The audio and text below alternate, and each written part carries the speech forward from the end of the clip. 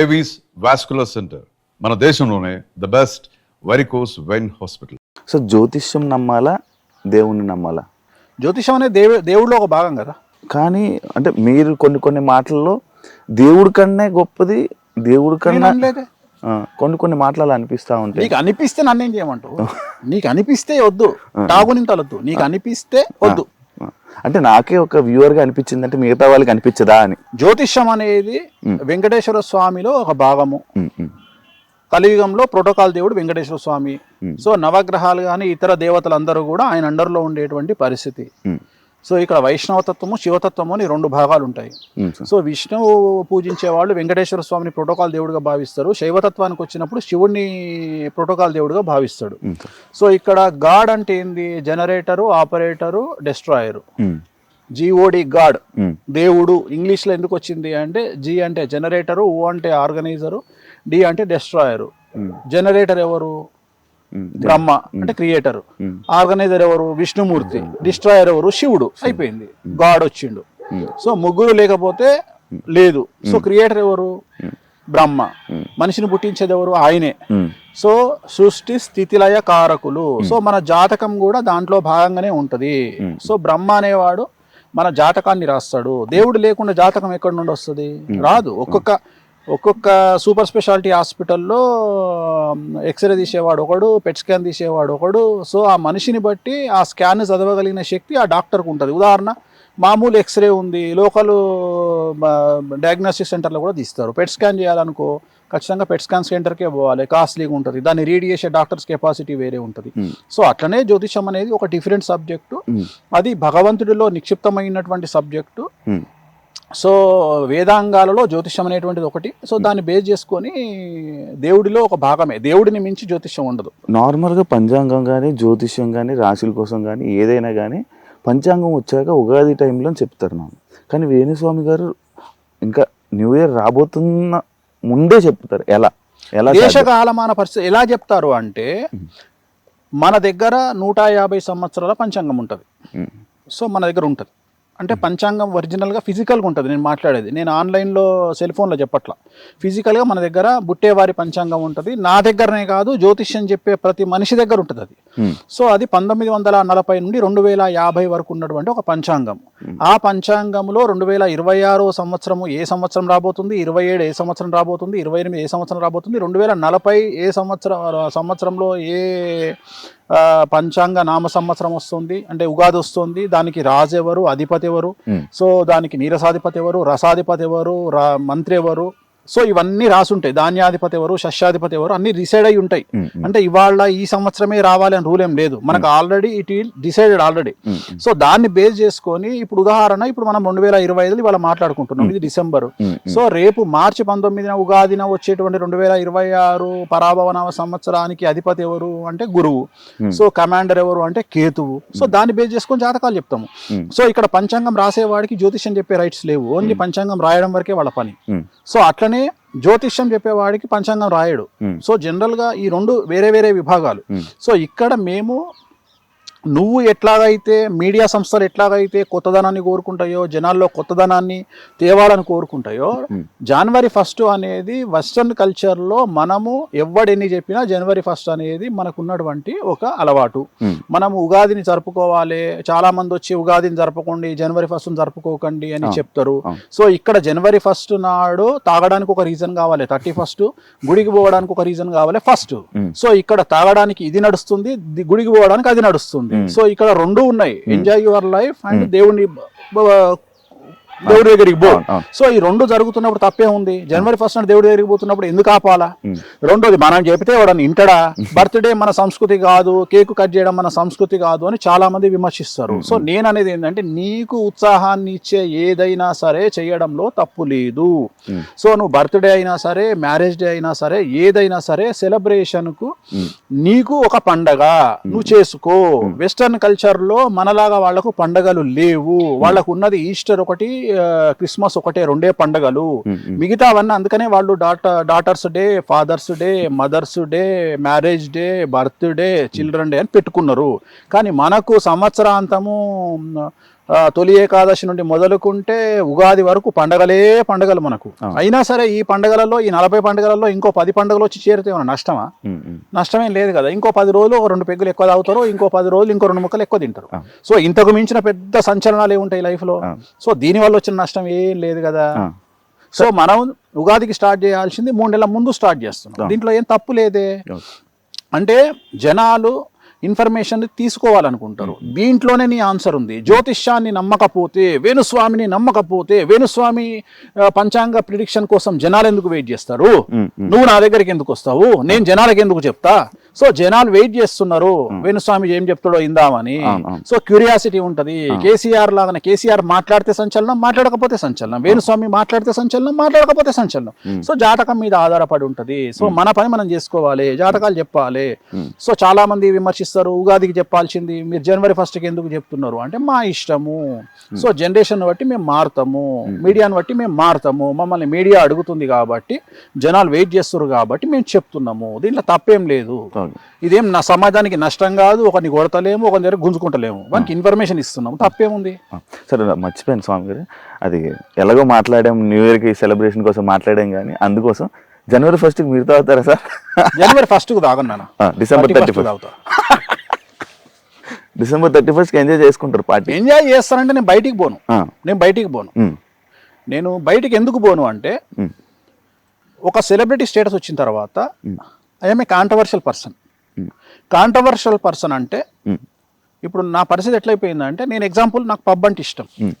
ఇప్పుడు హైదరాబాద్లో ఓపెన్ అయిన 4 పబ్బులు, రీసెంట్గా ఓపెన్ అయిన 4-5 పబ్బులు గచ్చిబౌలిలో నా క్లయింట్వే. సో నేను పేర్లు చెప్పను. ఇప్పుడు ప్రజెంట్ తెలంగాణను ఊపుతున్న 4-5 పబ్బులు నా క్లయింట్లవే. సో వాటికి పెద్ద పబ్బులే తోపు పబ్బులు. సో వాటికి క్లయింట్లు నా క్లయింట్లు మనమే ముహూర్తం పెట్టినాము. కానీ ఎట్లయిపోయిందంటే, ఎక్కడికో కామాఖ్యకు పోతే, కామాఖ్యకు ఓర్వలేనటువంటి ఒక పంతులు వచ్చి ఏదో చిన్న ఆర్గ్యుమెంట్ చేసిన దాన్ని గుళ్ళో నుండి వెళ్ళిపోయిండు అని చెప్పేసి ఆయన ఎవరో పెట్టంగానే, ఆయన తర్వాత మిగిలిన వాళ్ళందరూ కనీసం కన్సర్న్ లేకుండా వేణుస్వామిని ఎందుకు వెళ్ళగొడతారా గుళ్ళే నుండి, ఒక గుళ్ళో నుండి వెళ్ళగొట్టే రైట్స్ ఎవరికి ఉండవు అనేటువంటి ఇంగిత జ్ఞానం కూడా లేకుండా దాన్ని ఎవరు తమ్మునేలు పడితే వాడు తమ్మునేలు చేసి పెట్టుకున్నాను. నేను అడిగే పిచ్చినాయాలారా, అసలు ఒక మనిషిని గుళ్ళో నుండి వెళ్ళగొట్టేటువంటి శక్తి ఎవరికన్నా ఉంటుందా? ఉండదు. ఒకవేళ నిజంగానే అట్లా వెళ్ళగొడుతున్నారు అంటే మిమ్మల్ని పిచ్చినా కొడుకులాగా చూడాల్సి వస్తుంది. సో ఇలాంటి కాంట్రవర్సీస్ ఎందుకు అనే ఉద్దేశంతో నేను హోటల్కు పోను, నేను ఒక పబ్కు పోను, నేను ఎక్కడికి పోను. రెండోది, నేను ఇంత కుల్లా చెప్పినాక కూడా నేను మందావుతా అని వాడెవడో మొన్న నేను హలో అనే కళామందిర్ కళ్యాణ్ బర్త్డేకి పోయి అన్న కూర్చున్న తర్వాత నేనేం దొంగతనంగా కూర్చోలే, రాజసంగా రాజులాగా బాలయ్యబాబు చెప్పినట్టు తొడగొట్టుకొని మరీ కూర్చున్నా. ఇట్లనే కూర్చొని నేను మధురా శ్రీధర్ రెడ్డి ప్రొడ్యూసరు ఇద్దరం కలిసి ఒక పెగ్గేసుకున్నాం. అక్కడ ఒక గ్రూప్ వచ్చి పైనుండి ఫోటోలు వీడియోలు తీసి ఇమ్మీడియట్గా అక్కడనే పంపించారు. గ్రూప్లో వచ్చింది. ఇమ్మీడియట్గా నాకు తెలిసినటువంటి ఒక ఆర్టిస్ట్ వచ్చి, అదేంది స్వామి గారు మీరు ఇక్కడే ఉన్నారు, గ్రూప్లో మీ వీడియో వచ్చింది ఏంది అంటే, నేను కూర్చున్న వీడియోని పెట్టారు. నేనన్నా తప్పేముంది తల్లి దీంట్లో, నేను పబ్లో కూర్చున్నా, భజనకు వచ్చిన. ఈ మధ్యన కొత్త ట్రెండ్ స్టార్ట్ అయింది. వేణుస్వామికి జాతకాలు చెప్తున్నాడు అంటే వాడు ఎవడో మొన్న మాట్లాడుతున్నాడు, వేణుస్వామికి ఇన్ఫర్మేషన్ ఎట్లా వస్తుంది అంటే జాతకాల ద్వారా కాదంట. నేనంట పబ్లో పోయి కూర్చుంటేనంట విడాకులు తీసుకునే వాళ్ళు పబ్లో కూర్చొని మాట్లాడుకుంటారు. అరే నీ అమ్మ చెప్పు తీసుకొని కొట్టాలరా, నిన్ననే ఎల్వి చెప్పు కొనుక్కొచ్చిన 60,000 పెట్టి ఒకటి చెప్పు తీసుకొని కొట్టాలా. ఏది ఇట్లా నా జాతకాలు చెప్పేది? వాడే యాంకర్ అడుగు, గురుగారు వేణుస్వామి గారికి ఇన్ఫర్మేషన్ ఎట్లా తెలుస్తుంది అంటారు, మీరు జ్యోతిష్యం ఆయన ఎట్లా చెప్తారంటారు, వాళ్ళు విడిపోతారు వీళ్ళు విడిపోతారు అంటే, ఏం లేదమ్మా వేణుస్వామి ఎట్లా చెప్తారంటే ఆ పబ్బులో ఆయన కనెక్షన్స్ ఉన్నాయి. అంటే విడాకులు తీసుకునే వాళ్ళు, చచ్చిపోయేటోళ్ళు, దివాలా తీసేటోళ్ళు అందరూ పబ్బులు వచ్చి, వేణుస్వామి గారు మేము రేపు దివాలా తీస్తున్నాం, వేణుస్వామి గారు మేము విడాకులు తీసుకుంటున్నాం అంటే, నన్ను విమర్శించడానికి వీళ్ళు ఎంతకు దిగజారిపోయినరు అంటే, వాళ్ళని చూసి నవ్వాలనా ఏడవాలనా అనే పరిస్థితిలో నేనున్నా. అంటే చివరికి నేను పబ్బుకు పోతానట, నువ్వే చెప్పు ఇప్పుడు వాస్తవంగా నువ్వు నెలకి ఎన్నిసార్లు పబ్బుకు పోతావు? 3-4 సార్లు పోతావు. నేను సంవత్సరంలో ఒకసారి కూడా పోను. ఇప్పుడు నేను గొప్ప జ్యోతిష్కున్నా, నువ్వు గొప్ప జ్యోతిష్కునివా? మీరే కాదు, నువ్వే కదా. మీరు చెప్పే విధంగా నేను చెప్పే విధంగా వాస్తవంగా నీ దుకాణం, నీ యాంకరింగ్ బంద్ చేసుకొని ఇవాళ నువ్వు మొత్తం స్టేట్ మండబెట్టేసేయాలి. అంటే నువ్వు టాప్ పొజిషన్ లో ఉన్న జ్యోతిష్కుడు, Shiva the best astrologer in Telugu states. ఎందుకంటే పబ్బులు ఉంటాడు కదా. సో విడాకులు తీసుకుంటాడు శివకే తెలుసు, చచ్చిపోయేటోడు శివకే తెలుసు. ఏమన్నా ఉందా అంటే వీళ్ళని చూసి బాధపడే స్థాయి నుండి అసహించుకునే స్థాయి నుండి చివరికి వీళ్ళను ఇంకా ఒక దరిద్రం కొట్టు పని చేస్తుంది, రోడ్డు మీద కుక్కలు చూస్తుంటే తలకాయ ఎట్లా తిప్పుకుంటాం అట్లా తిప్పుకునే పరిస్థితికి వచ్చిన నేను. ఇప్పుడు నేను ఎక్కడికి పోయినా నాకు ప్రాబ్లమే. ఇప్పుడు నువ్వు అడిగినావు, నాకు కూడా ఉంటుంది నాయన ఎంజాయ్ చేయాలని. ఇంకా నేను ఇంకో విషయం చెప్పేది ఏంటంటే, నేను ఆల్రెడీ నా బట్టలు ఇప్పిన, నా అంగిప్పిన, లుంగిప్పిన, బనీని ఇప్పిన, డ్రాయర్ ఇప్పిన, ఒక చిన్న మొల్దారం ఉండే అది కూడా ఇప్పమన్నారు, ఇప్పేసిన. ఏం లేదురా అంటే కిడ్నీలు విక్కువలిగినాయి. ఇంకేమున్నాయి? ఏం చూపిస్తావు నా గురించి నువ్వు? ఏం చూపిస్తావు నా గురించి నువ్వు? నేను పోతే ఏం చూపిస్తావు అంటే నేను అనేది ఏంటంటే దీంట్లో కూడా నాకేం నష్టం లేదు. సో నేను అనే పాయింట్ ఏంటంటే, వేణుస్వామి పబ్బుకు పోయిండు, పబ్బులో సేద తీరుతున్న వేణుస్వామి పబ్బులోనే సేద తీరుతారు. దీంట్లో లాజిక్ ఏముంది? దీంట్లో ఇన్ఫర్మేషన్ ఏముంది? సో అందుకని బంద్ చేసుకున్నా. సో అందుకని ఇంట్లో హ్యాపీగా నచ్చిన ఫుడ్ తెప్పించుకొని మంచి టీవీ స్క్రీన్ మంచిగా సినిమాలు కాదు మన జంధ్యాల గారి కామెడీ ఆహనా పెళ్ళంట పెట్టుకొని ఆ టైప్ లో ఒక కామెడీ సినిమా పెట్టుకొని మంచిగా ఎన్ఎస్సి కానీ మంచి పెగ్గేసుకొని వేడి నీళ్ళతోని అలా తింటూ అలా ఎంజాయ్ చేసి 11:30 కల్లా పడుకుంటా. అంత ఫస్ట్ పడుకుంటా? సైలెంట్ లో పెట్టి పడుకుంటా. ఓన్లీ 31st మళ్ళీ ఫస్ట్ నుండి 1:30కి పడుకుంటా. ఎందుకంటే ఈ ఫోన్లు, ఈ శుభాకాంక్షలు నాకు వద్దు ఈ శుభాకాంక్షలు. మళ్ళా నేను ఉగాదికి నేను అందరికి నేనే పెడతా, ఈ సంవత్సరం నీకు బాగుండాలి, నువ్వు బాగుపడాలి, నీకు అన్ని గ్రహాలు అనుకూలంగా లేకున్నా నువ్వు కోట్లు సంపాదించాలి అని నేనే పెడతా. కానీ ఈ January 1st కు నాకు విషెస్ వచ్చినా నేను విషెస్ రిప్లైలో పెట్టను. ఆచరిస్తా. నేను నాకు ఎవరన్నా చెప్తే నేను నా లైఫ్ లో ప్లీజింగ్ థ్యాంక్ యూ ఉండదు. నా లైఫ్ లో ప్లీజింగ్ థ్యాంక్ యూ ఉండదు.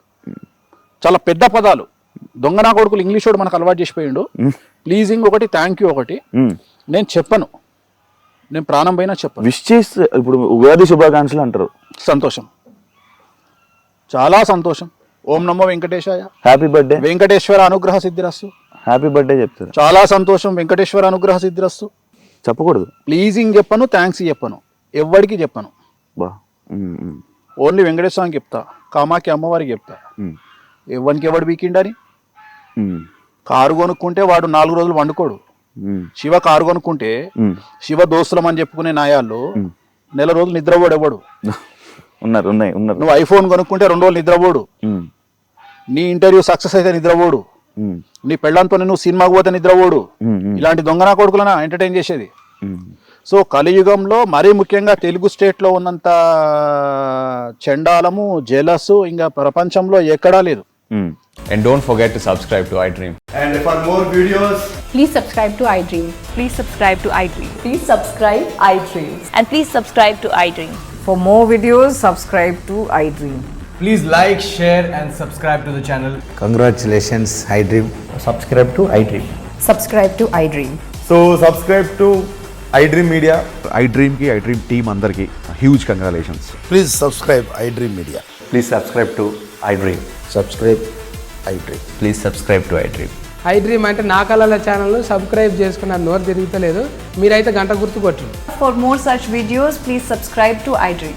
Subscribe to iDream. Please subscribe to iDream. Please subscribe iDream Media. Please do subscribe to iDream. Please subscribe to iDream Media. For best entertainment and information, please subscribe iDream.